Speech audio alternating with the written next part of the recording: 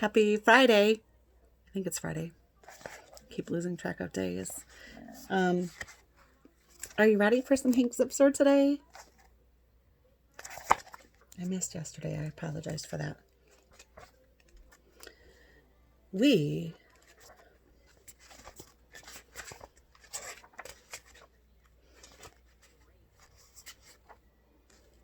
are on chapter 8. You ready? I don't know how many of you have ever taken a road trip with an iguana in a car, but just in case you ever find yourself in that sorry situation, here is something you need to know. Iguanas are very fussy about where they sit. At least that's what my sister Emily told us the next morning when we were ready to leave. It was early Sunday morning, and my dad had brought the minivan to the front of our apartment building from the garage where we keep it a couple blocks away. It was freezing cold, so we loaded our suitcases into the back of the car in a big hurry. I couldn't wait to get inside where it was nice and toasty from the car heater. Okay, my dad said once the suitcases were stacked neatly in the luggage compartment. Everybody in. Frankie and Hank, you guys sit in the middle seat. Emily and Catherine in the way back. That's not going to work for Kathy, Emily said. She gets car sick in the way back. How do you know? I asked. She's never even been in a car. Oh, yes, she has, Emily answered.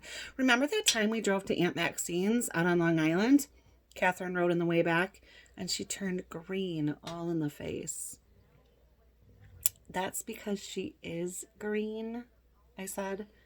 Frankie started to laugh. Hank, why don't you and Frankie sit in the way back and let Emily and Catherine have the middle seat? My mom suggested. That's not going to work for Kathy either, Emily said.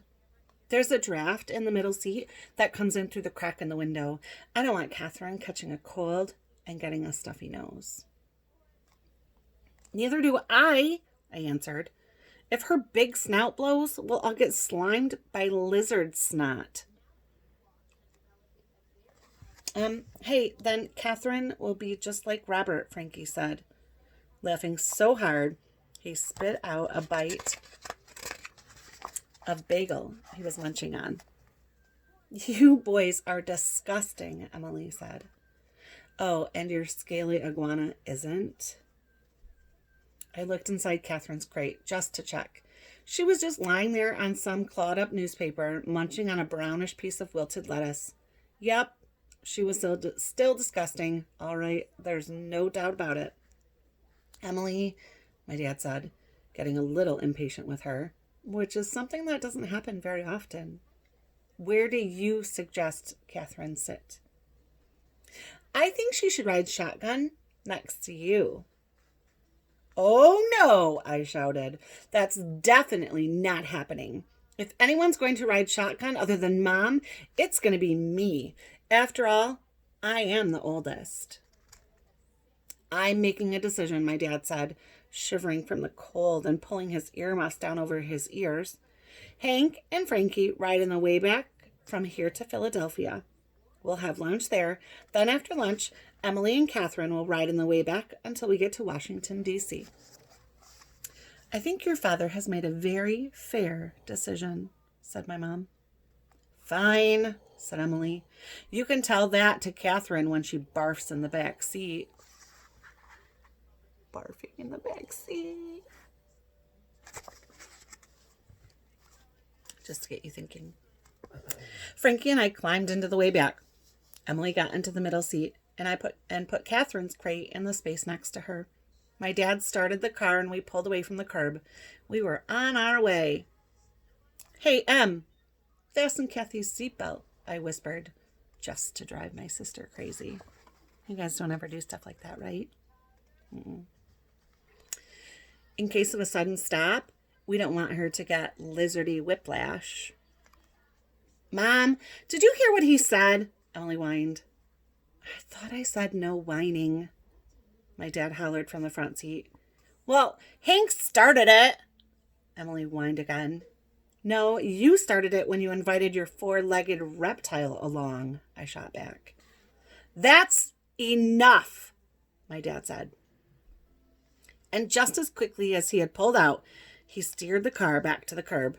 We had gone about 10 feet, maybe 20 max. So much for being on our way.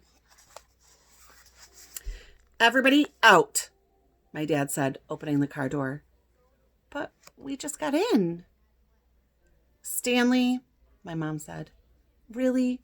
Is this necessary?" "Yes, it is," my dad answered. "I don't want to spend the next week listening to them arguing. Now, if I hear any bickering for the rest of the day, I'm canceling the trip. Do I make myself clear, kids?" Sounds like your parents, huh? The one thing you can say about my dad is that he makes himself very clear. When he says no, he means no. And when he says no bickering, it means keep your lips zipped if you don't have anything nice to say. We didn't say a word all the way downtown. We rode in total silence. But as we entered the Holland Tunnel, which takes you out of Manhattan under the Hudson River, I've done that. My stomach growled really loud. Not just a little grrr, but a long, loud rumbling that sounded like I had swallowed an actual lion. And then a miracle happened.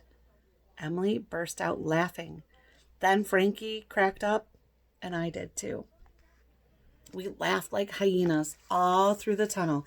And by the time we came out of it and hit the New Jersey Turnpike, we were having the greatest time in the world. My mom turned on the radio to her golden oldies station and started to sing along to "I Can't Get No Satisfaction" in her loud rock and roll voice. Frankie and I joined in, and Emily too. Get this. My dad even started to sing. The one who wasn't singing was Catherine, but I think I saw her blinking her eyes in time to the music. If you could have seen us, you would have thought, now there's one nutty family. But we didn't care. We were on a road trip, and we were having fun. Chapter 9, because I know you want to hear it. Philadelphia definitely rocks, at least the part that I saw. When we got there, about 11 o'clock in the morning, my dad said we should go directly to the Liberty Bell. I was pushing to go directly to Pat's for cheesesteaks, but he said, learn first, eat second. As it turns out, the Liberty Bell is a pretty cool thing to see. It would have been cooler if I hadn't been standing next to my know-it-all sister who blabbed Liberty Bell facts the whole time we were there. Her brain is like a sponge. It just soaks up information and never seems to get full. My brain soaks up information too, but then it dribbles out like a leaky faucet. I'm going to smash that router modem.